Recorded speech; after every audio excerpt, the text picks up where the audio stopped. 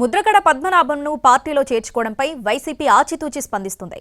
సామాజిక సమీకరణాలను అంచనా వేసి ఓ కొలిక్కి తీసుకొచ్చే ప్రయత్నం చేస్తుంది. దానికి తగ్గట్లుగా పిఠాపురం వైసీపీ కోఆర్డినేటర్గా ఉన్న వంగ గీతకు సీఎంఓ నుంచి పిలుపొచ్చింది.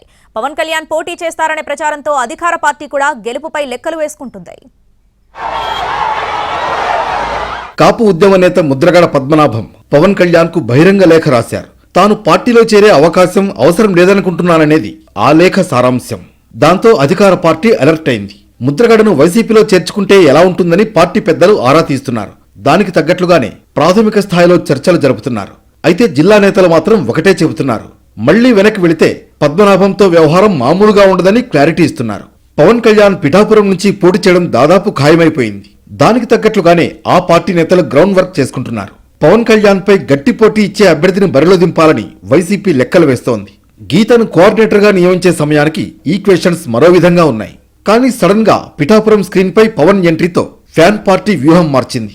గీత బలమైన అభ్యర్థి అయినా పవన్ కళ్యాణ్ ను కట్టడి చేయడానికి వేరే స్ట్రాటజీ అమలు చేయాలని అంచనా వేస్తోంది. ముద్రగడ ఫ్యామిలీని పార్టీలో చేర్చుకుని పోటీ చేస్తే ఎలా ఉంటుందని ఆరా తీస్తోంది.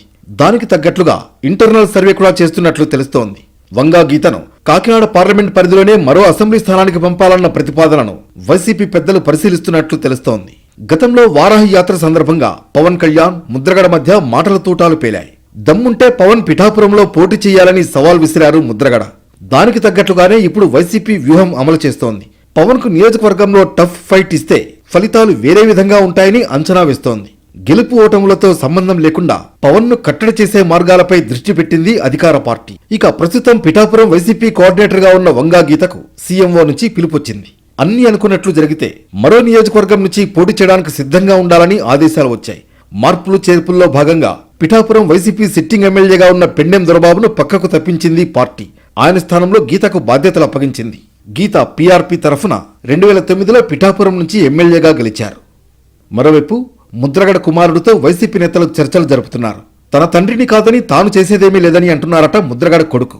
జిల్లా వైసీపీ నేతలు మాత్రం స్పష్టమైన నిర్ణయం తీసుకుంటేనే ముద్రగడతో మాట్లాడగలమని పార్టీ పెద్దలకు క్లారిటీ ఇచ్చారు. దానిపై వైసీపీ హైకమాండ్ తర్జన భర్జనలు పడుతోంది. దీనిపై 2-3 రోజుల్లోనే క్లారిటీ వచ్చే అవకాశం ఉంది. మొత్తానికి పవన్ పిఠాపురం నుంచి పోటీ చేస్తూ ఉండడంతో ఇక్కడ పాలిటిక్స్ హీట్ ఎక్కాయి.